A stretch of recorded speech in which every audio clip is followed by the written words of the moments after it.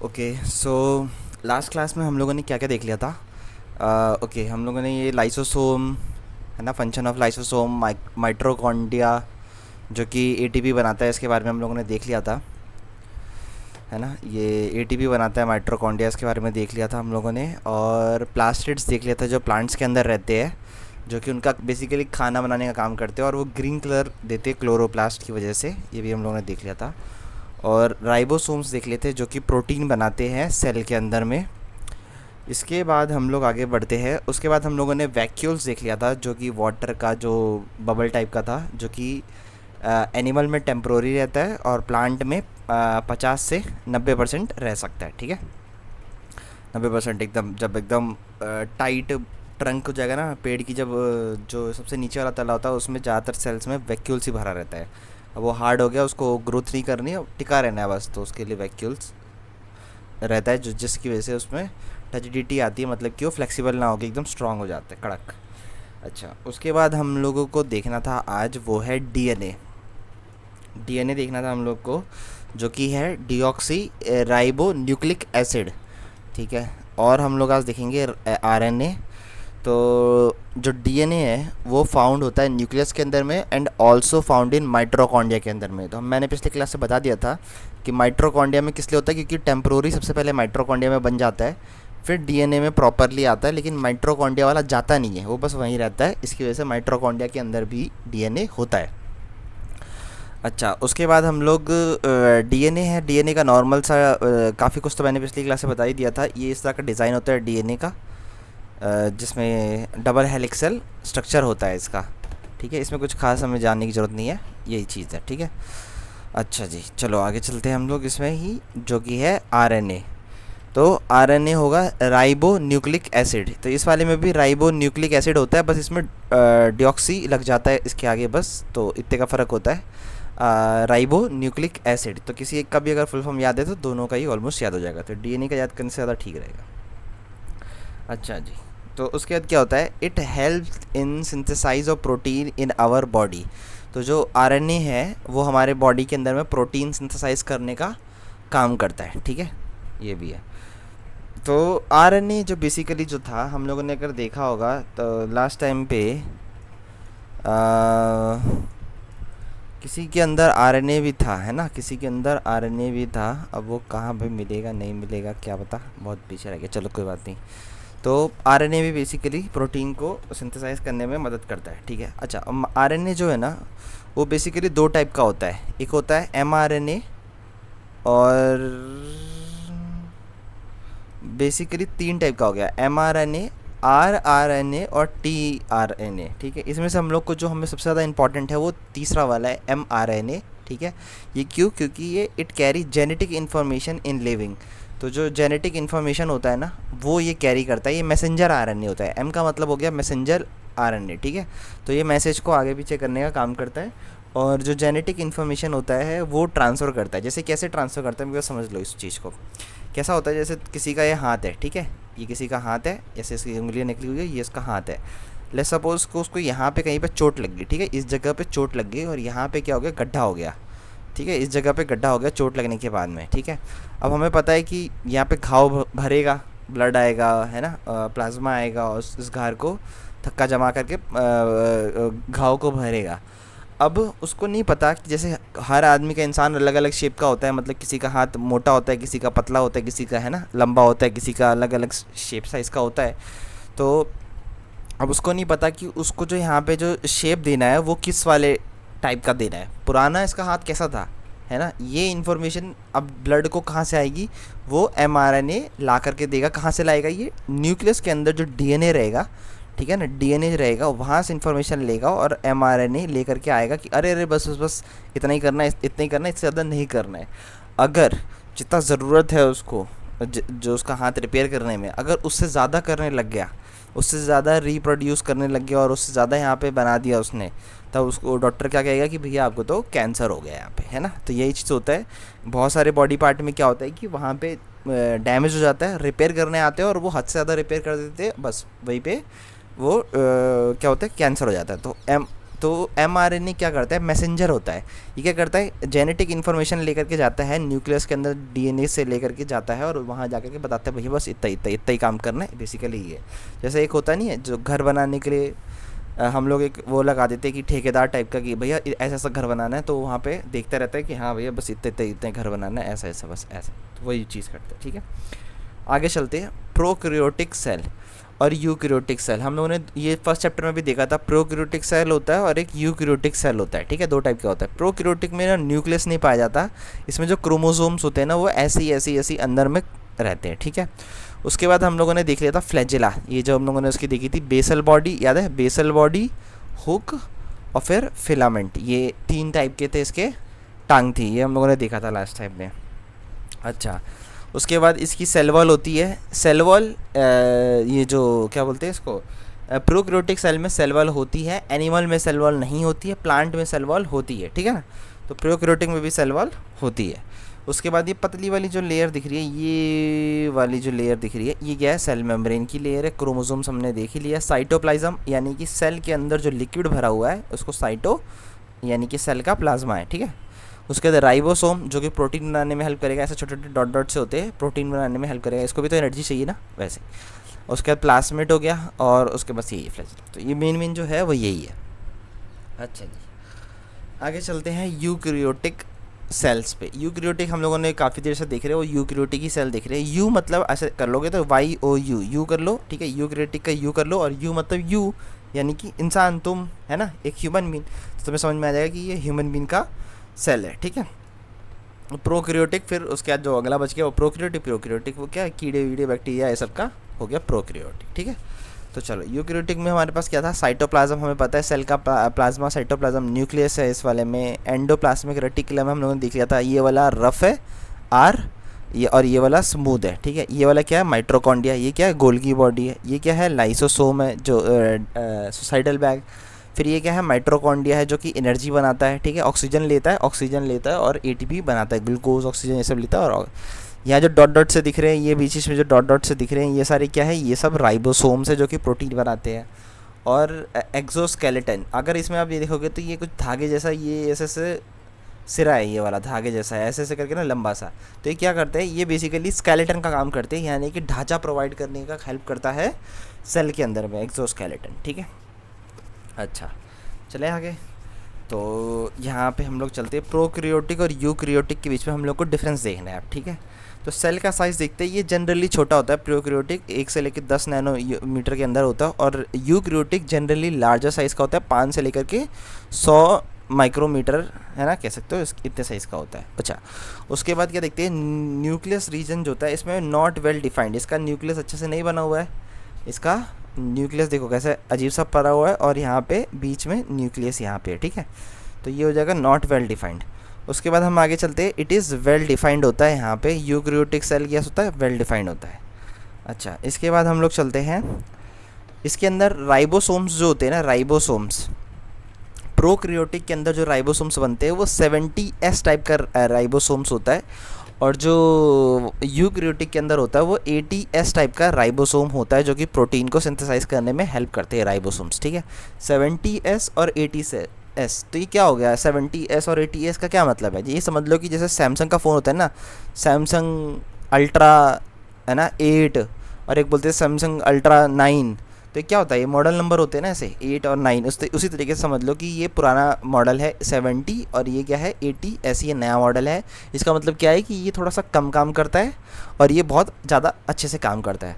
तो वैसे भी हम जो प्रोकैरियोटिक होता है इसको एनर्जी चाहिए, मानते हैं एनर्जी चाहिए, लेकिन कम एनर्जी चाहिए, क्योंकि इनका देखो साइज़ छोटा है, मशीन चलाने में कम एनर्जी की ज़रूरत पड़ेगी। छोटा इंजन 70S का इंजन डाल रखा है। ठीक है, और यहाँ पे क्या है, इंसान है, बड़ा इंजन चाहिए इसको, 50 से लेकर के 100 का है। ठीक है, तो इसके लिए 80S का, ठीक है, टाइप ऑफ राइबोसोम डलता है इस वाले में। अच्छा, सेल टाइप कौन सा है, ये वाला, ये प्रिमिटिव है, प्रिमिटिव का, और ये क्या है, यूकैरियोटिक क्या है, वेल डेवलप्ड है। वेल डेवलप्ड का मतलब कि पूरी तरह से अच्छा खासा मैच्योर हो चुका है, और प्रिमिटिव का क्या मतलब है, अभी वो इनिशियल फेज में ही है। ठीक है, अच्छा, इसके बाद हम लोग चलते हैं एनिमल सेल और प्लांट सेल के बीच में। एनिमल सेल और प्लांट सेल हम लोगों ने देखा था सुबह में फ़ोटो एनिमल सेल और प्लांट सेल की। ठीक है, तो एनिमल सेल का जो है सबसे पहले हम लोग देखते हैं, they store carbohydrate as glycogen, ठीक है, ग्लाइकोजन की तरह कार्बोहाइड्रेट। बेसिकली ना हम लोग क्या करते हैं, इंसान एनिमल सेल कार्बोहाइड्रेट को स्टोर करके रखते हैं, ठीक है। और ये क्या करते हैं, they store carbohydrate as starch. जैसे आलू के अंदर देखा है ना स्टार्च होता है, चावल में देखोगे तो माड़ निकलता है, स्टार्च होता है ना। तो ये सब क्या है, स्टार्च के फॉर्म में रखते हैं अपने कार्बोहाइड्रेट को। हम लोग इसमें ग्लाइकोजन यानी कि ग्लूकोज के फॉर्म में इसको रखते हैं। अच्छा, उसके बाद देखोगे तो सेल वॉल हमारे एनिमल में एब्सेंट रहता है, और सेल वॉल जो होता है वो प्रेजेंट रहता है प्लांट सेल में। ये भी हम लोगों ने देख लिया था। साइटोप्लाज्म कंटेन स्मॉल वैक्यूल, जो पानी का जो बबल देखा था हम लोगों ने वो छोटा होता है, और इस वाले में क्या है, लार्ज वैक्यूल है ना। हम लोग देखा था प्लांट में लार्ज वैक्यूल होता है 50 से 90% तक, और एनिमल में कितना होगा, 0 से लेकर के 10% तक, इतना ही होगा, ठीक है। अच्छा, आगे चलते हैं हम लोग। Plastids are absent. ओके, तो कंटिन्यू करते हैं। प्लास्टिड्स आर एब्सेंट होते हैं, और इस वाले में प्लास्टिड्स आर प्रेजेंट होते हैं। तो प्लास्टिड्स बेसिकली क्या करते हैं, प्लांट को कलर देने का प्रोवाइड करते हैं, काम करते हैं। तो वो चीज़, और यहाँ पे जो सूरज से जो एनर्जी आती है, धूप से एनर्जी लेकर के उसको एनर्जी में कन्वर्ट करते हैं, वो काम भी करता है प्लास्टिड। तो ये चीज़ ह्यूमन में उतनी ज़रूरत नहीं होती है, इसलिए प्लास्टिड क्या होते हैं, एब्सेंट रहते हैं ह्यूमन के अंदर में। अगर प्लास्टिड की फ़ोटो देखनी है तो मैं दिखा देता हूँ। प्लास्टिड्स, ठीक है, ये देखो। तो ये कुछ इस तरीके का होता है प्लास्टिक, ठीक है। तो बेसिकली इसके अंदर ये इस तरीके से आइकन बने रहते हैं। तो बेसिकली इस तरीके का रहता है प्लास्टिक, गोल गोल सा, ठीक है। और इसके अंदर में ये चीज़ भरे रहते हैं गोल गोल से, बस यही चीज़ होता है प्लास्टिक के अंदर में, कुछ खास नहीं है। ये डायग्राम तो यही है इसका, इस तरीके का होता है, ठीक है। कोई रंग की फ़ोटो नहीं दिख रही, पर ठीक है, यही है। क्लोरोप्लास्ट का डीएनए होता है इसके अंदर में, है ना, लिक्विड होता है, स्टार्च होता है, राइबोसोम एनर्जी बनाने वाला होता है, स्टोमेटा होता है इसके अंदर में, ठीक है। तो और इंटर स्पेस होता है। तो बस यही सब चीज़ें होती है प्लास्टिक के अंदर में। क्रोमोसोम्स होते हैं जो कि बेसिकली कलर प्रोवाइड करते हैं, ठीक है। देखो इस प्लास्टिड में इनका ऐसा प्लास्टिड है इसके अंदर जो कि रेड कलर प्रोवाइड कर रहा है, ठीक है। और कुछ होते हैं जो ग्रीन कलर प्रोवाइड करते हैं, ठीक है। तो इस तरीके से होता है। ये देखो, ये 2-3 टाइप के होते हैं। क्लोरोप्लास्ट जो ग्रीन कलर प्रोवाइड करता है, क्रोमोप्लास्ट होता है एक, और जो रेड कलर प्रोवाइड करता है, और ल्यूक्लोप्लास्ट होता है, ठीक है। एक इस तरीके के तो 3 टाइप के होते हैं प्लास्टिड्स, जो कि प्लांट में ही होते हैं, एनिमल ह्यूमन में नहीं होते हैं, ठीक है। इस तरीके के प्लास्टिड्स होते हैं। इसके आगे चलते हैं हम लोग, और हम लोग अब सेल का साइकिल देखते हैं कि सेल कैसे कब जिंदा रहता है, कब उसके साथ क्या होता है, उसके बाद कब मर जाता है। वैसे जैसे कैसा होता है ह्यूमन का, पहले वो एकदम जाइगोट फॉर्म में रहता है, फिर उसका शिशु बन जाता है ना, शिशु अवस्था में आता है। फिर उसके बाद वो टीनेज में आता है, फिर अडल्ट में आता है, फिर ओल्ड एज में आता है, उसके बाद फिर टपक जाता है ना।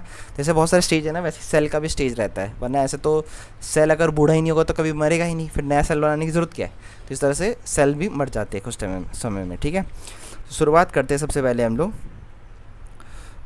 सेल का। सबसे पहले देखेंगे हम लोग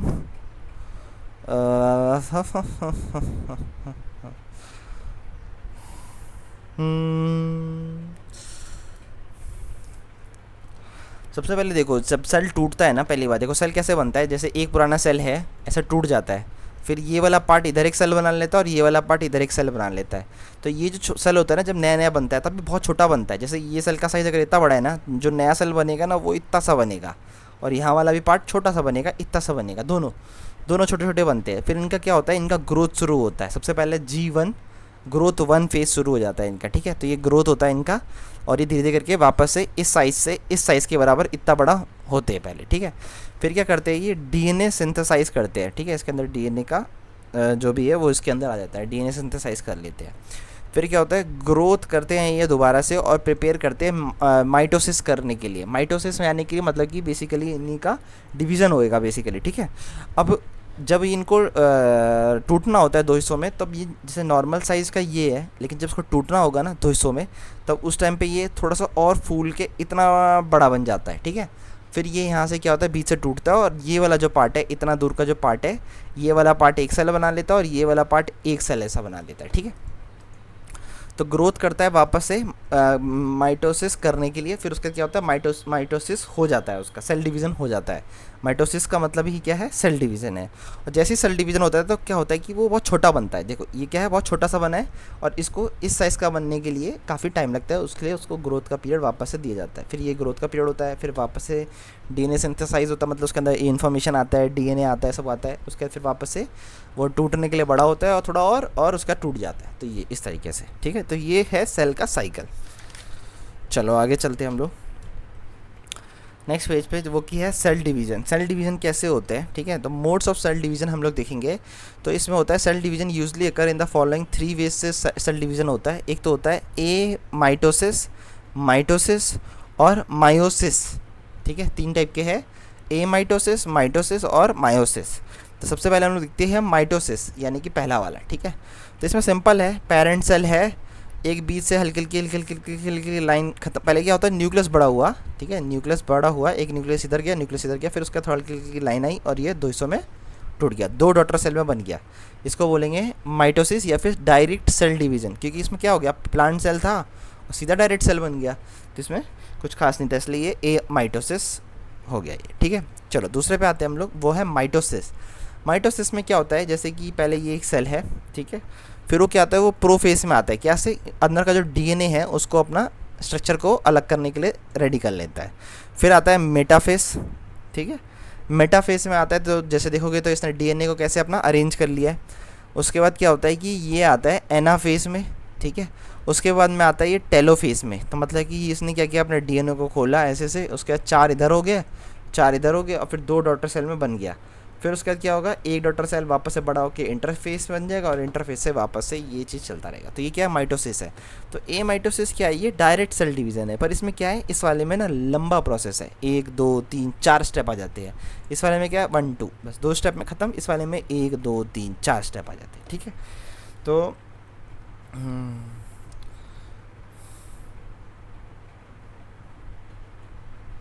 तो इसको याद करने का एक तरीका है छोटा सा।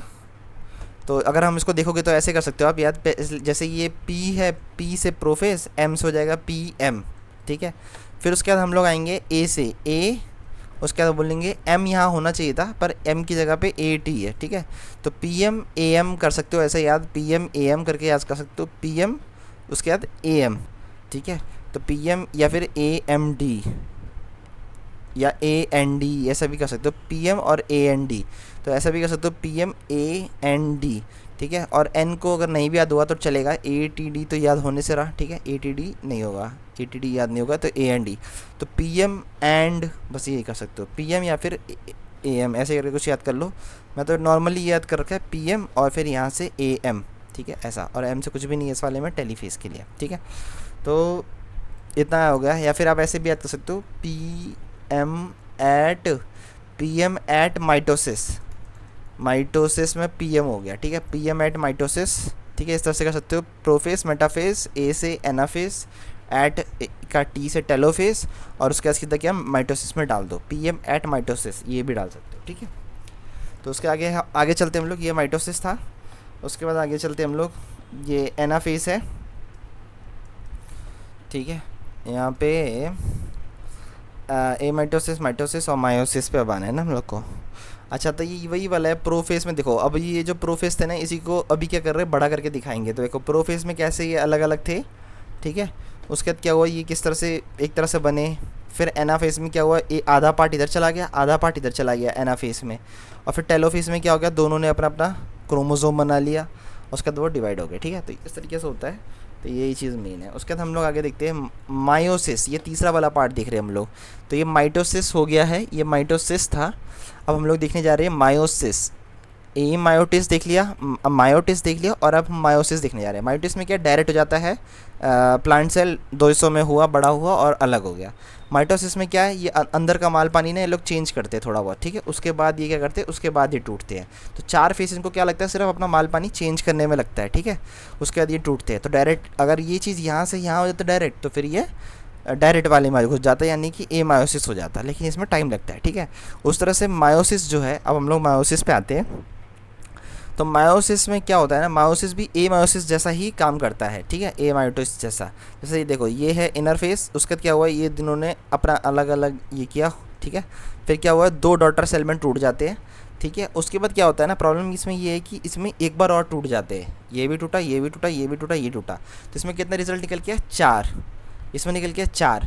और ए मायोटिस में निकल के आ रहे थे दो डॉटर सेल।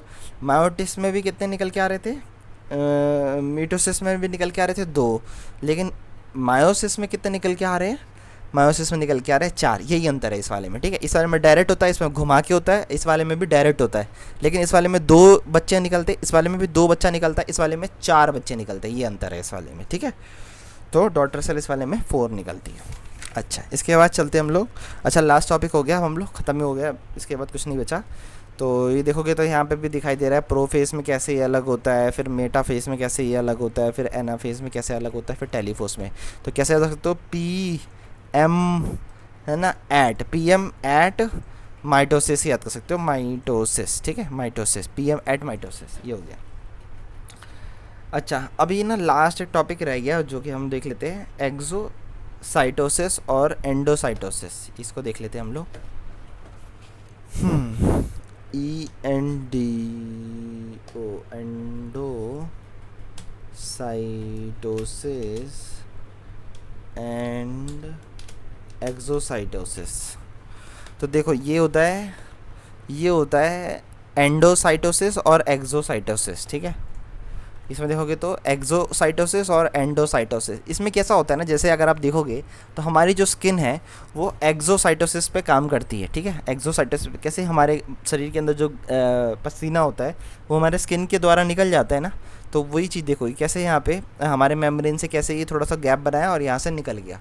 तो वैसे ही कुछ कुछ ऐसे एनिमल होते हैं जो कि डायरेक्ट स्किन के द्वारा खा लेते हैं, जैसे कुछ मटेरियल आया उसकी स्किन पे बैठा, उसने उसको अंदर ले लिया और वो अंदर चला गया, ठीक है। तो ये ऐसा कौन कर पाता है, ऐसा कर पाता है एमोइबा। हम लोगों ने एमोइबा का देखा था, सूडोपॉड्स के द्वारा वो अपने अंदर वो खींच लेता है। जब वापस देख लेते हैं एमोइबा इमेज, कुछ इस तरह का दिखता है एमोइबा, ठीक है, कुछ इस तरीके का दिखता है। बहुत ज़्यादा माइक्रोस्कोप में जूम करके देखोगे तब दिखेगा इस तरीके का, अगर कलरफुल दिखोगे तो इस तरीके का दिखेगा। तो इसके सूडोपॉड्स जो होते हैं टांग, है ना, ये जो सूडोपॉड्स होते हैं इसके टांग, इससे वो ये देखो इसमें जो सूडोपॉड्स जो टांग दिख रहे हैं फूड पार्टिकल को ऐसे लपेट के अंदर ले लेगा, ठीक है। तो ये कैसे किया इसने, ये किया इसने यहाँ पे एंडोसिस, ये वाला एंडोसिस के द्वारा इसने किया। फिर ये खाने के बाद जब इसको खा लेगा फूड पार्टिकल को, देखो ये फूड पार्टिकल कैसे यहाँ से बाहर निकाल रहा है, भी निकाल रहा है ना बाहर, तो ये कैसे निकाल रहा है, ये निकाल रहा है एक्सोसाइटोसिस के द्वारा बाहर निकाल रहा है, ठीक है। तो ये भी एक टॉपिक था, इसको भी देख लिया और ये ख़त्म हो गया, ठीक है। अब हम लोग आगे चलते हैं, वो है टिश्यू का चैप्टर है, जो कि हम लोग अगली वीडियो में करेंगे। टिश्यू का चैप्टर है। अब इसके बाद से जो चैप्टर है ना ये उतने बड़े बड़े नहीं है, अब इसके बाद से सब छोटे छोटे आएंगे चैप्टर्स। तो चलो आज के लिए बस इतना ही, थैंक यू।